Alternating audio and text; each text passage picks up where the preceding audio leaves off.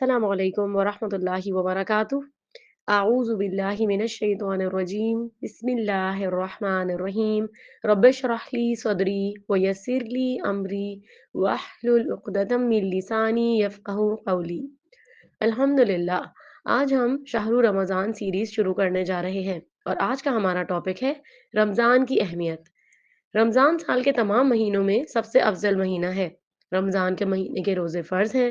सूरतुल बक़रा आयत 183 में आता है, या अय्युहल्लज़ीना आमनू कुतिबा अलैकुमुस्सियामु कमा कुतिबा अलल्लज़ीना मिन क़ब्लिकुम लअल्लकुम तत्तक़ून।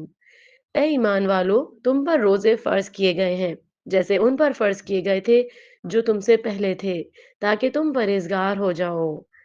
रमज़ान के रोज़ों के सवाब के बारे में रसूलुल्लाह सल्लल्लाहु अलैहि वसल्लम ने फरमाया, जो शख्स ईमान और सवाब की उम्मीद से रमज़ान के रोज़े रखे, तो अल्लाह ताला उसके गुज़िश्ता गुनाहों को बख्श देता है। रमज़ान की अहमियत कुरान की वजह से है। रमज़ान के महीने में कुरान नाज़िल हुआ। सूरतुल बक़रा आयत 185 का तर्जुमा है, रमज़ान वो महीना है जिसमें कुरान नाज़िल किया गया है, जिसमें इंसानों के लिए हिदायत और वाज़ेह तालीमात हैं, जो राह रास्त दिखाने वाली और हक़ और बातिल में फ़र्क करने वाली है।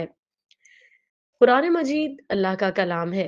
ये क़यामत तक तमाम इंसानों की हिदायत और रहनुमाई का ज़रिया है।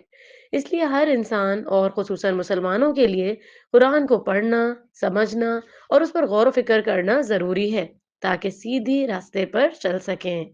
रमज़ान का महीना रहमत और बरकतों और दुआओं का और नेकियों का महीना है।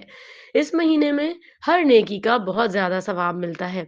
तो हमें चाहिए कि अल्लाह की रहमत पाने के लिए हर अच्छे काम में आगे बढ़ जाने की कोशिश करें, ताकि हमें ज़्यादा से ज़्यादा अजर मिले। अल्लाह सुब्हानहू व तआला हमारी इस पर मदद फरमाए। आमीन या रब्बुल आलमीन। अस्सलामु अलैकुम व रहमतुल्लाहि व बरकातुहू।